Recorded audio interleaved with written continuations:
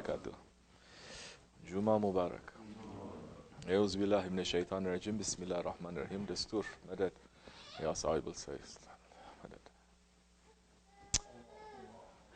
Asking permission and madad from our Shaykh to send us something. That much that you are ready, that much they're going to send. That much that you are looking, you will find. If you're not looking, it's not going to come to you. This is not an association of scholars. This is not a school. We are here waiting, trying to empty our hearts and see what the holy ones, what our Shaykh is going to put to us, what is necessary for us today. This is what is making this association a life association, a living association. It's not a dead association. Some they're saying, oh, why are you still following your Shaykh? Your Shaykh is dead. Very good. Exactly the way the Wahhabis are saying. Why are you following that Prophet? That Prophet is dead. Yeah. They are fresh and alive. Allah is the one that is keeping them fresh and alive. And we are very happy and we are very grateful to our Lord, Allah subhanahu wa ta'ala, that from beyond the mountain of Kaf, He's still holding us on a short leash. We're asking Allah for forgiveness for our shortcomings. And His presence in these days is very strong. Must be preparing us for something. We don't know what it is. But as much as we are ready, then we will be of use. The wood is not how big the wood is. It is not what the quality of the wood is. It's a matter of how dry it is. If we are thirsty, then they are going to give it to us. If not, then they can be pouring water to us. It's not going to stick. If our hearts is not dry like that piece of wood, even if they have a blowtorch and they torch it, it's not going to catch fire. Nothing at all. How are we going to make our hearts to be thirsty? That's a question, isn't it? How are we going to make our hearts to always to want more?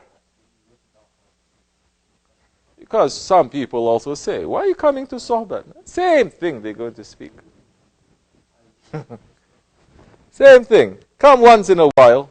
Sometimes people coming, speaking to some of our brothers. No need every week. Come once every 6 months, once a year. Because they speak the same thing over and over again. So they're saying, we want to have something new, something fresh. Because we hear the things that you say, and it is old things. Then don't recite La ilaha illallah. Still an old thing, isn't it? It's the only kalima. It's the only thing that 124,000 prophets came to bring. It's what has been repeated from the beginning of time, from pre-eternity to post-eternity. Everything else, the prayer, the fasting, the zakat, the hajj, all our deeds is to protect this kalima. Is to protect our shahadat. Shahadat. Are we witnessing? So if we haven't witnessed yet, we haven't reached to real faith. Yeah. We haven't witnessed. If we haven't experienced, we haven't reached to real faith. We're here to experience the faith. We're here to experience the knowledge that Holy Prophet ﷺ saying, the best kind of knowledge is the knowledge that you experience. It's not the knowledge that you're going to read. You may read the words of saints too. You may take the words of saints, which in these days so many people are taking it wrongly. And so many people, they are taking it, they are understanding it according to their ego. Or things that they should not be reading. Or they're reading words of saints that is written 1,000 years ago, 800 years ago, or something that is not meant for you.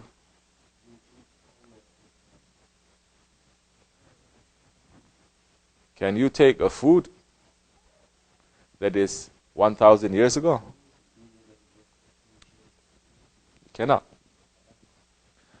Those words of the saints, is it forever living? Of course it is. It is. Quran is not 1,400 years. Quran is from pre-eternity up till post-eternity. But those words of the saints, the words of the Quran, it has to have a medium. It has to have the intercessor. It has to have something that connects you and those words. Because the Quran Kareem did not come down to us individually. Allah subhanahu wa ta'ala could have just sent the Quran to every Sahabi, or to every mu'min, or to every Muslim, but He did not. He sent the Quran only to the Holy Prophet ﷺ. The Prophet ﷺ taught the Quran. Understand, the Quran came from the mouth of the Prophet ﷺ. The words of Allah subhanahu wa ta'ala from the mouth of the Prophet, not anything else. So, the Quran Kareem was explained. The Quran Kareem was first lived by the Holy Prophet ﷺ, who was a walking Quran. And he showed how the Quran is to be lived. And the Sahaba Kiram, they lived the Quran. They did not run to memorize the Quran. They take one ayat, they take it, and they put it in their lives. They finish that ayat, then they move on to a next one. They take another ayat, they take another hadith, they take another sunnat that they read, that they understand, that they know, and they put it in their lives. And then they move on to the next one. That is how you are always going to collect light and the faith. That is how you're always going to expand your heart.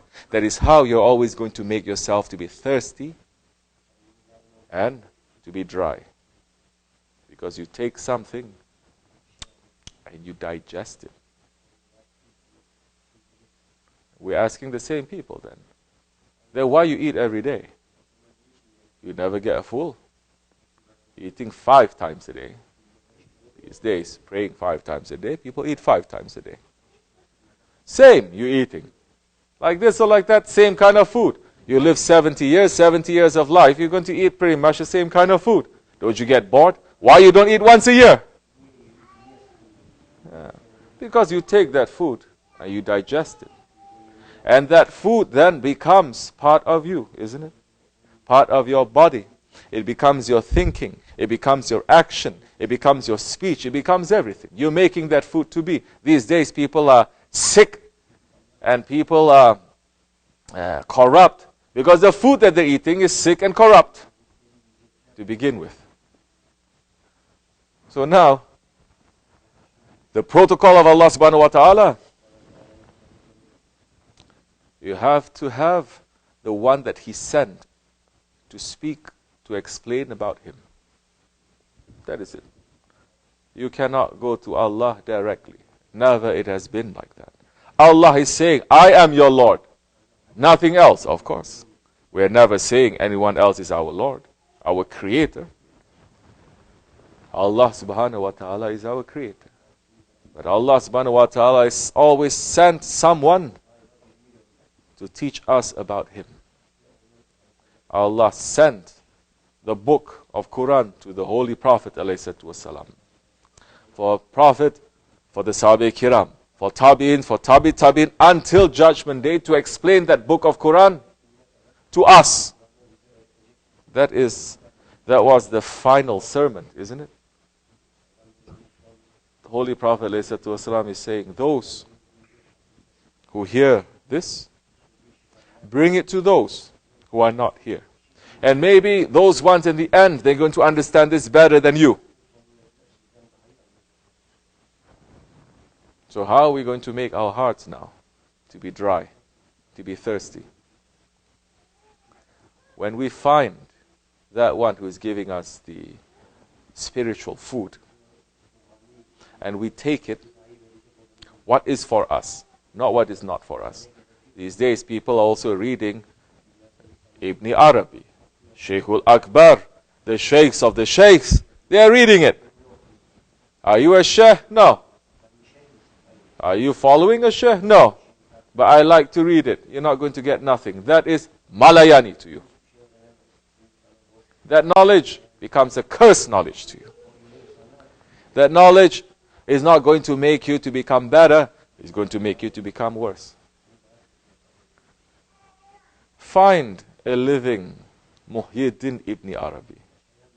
He is the reviver of the religion. That's what his name means, right? Muhyiddin, the one who gives life to the deen. Yeah. There are those now living who is giving life to the deen. Find those ones. Find those ones and they will give you life. Take whatever that they give you that is for you. Take it, digest it, put it in your life. Do it. Then that time, you become hungry for more. If you're not putting it inside your cup, because your cup is full, then it doesn't matter. What they pour inside is never going to collect and you're never going to drink. Yes, empty your cup. Empty your cup, then sit in the presence of the holy ones. Not us. We are not holy ones. Our shaykhs are holy ones. Our grand shaykh is that holy one. And like I said before, we are standing, we are sitting, we are prostrating at their door. We are beggars. We know ourselves. We don't need anyone to tell us. And we are hoping that they would throw something to us that we will take and we will digest, that is going to give us more power and more faith and more strength, inshallah rahman. That's what we're looking for. What else is there? What else is there in this life? What else is there in this life if it is not preparing us for the hereafter? This life is hell. May Allah forgive me and bless all of you. For the Shaykh of Sahib al-Saif, for the sake of Sultan al-Awliya. Al-Fatiha. Amin. Assalamu alaikum wa rahmatullah wa barakatuh. Astaghfirullah.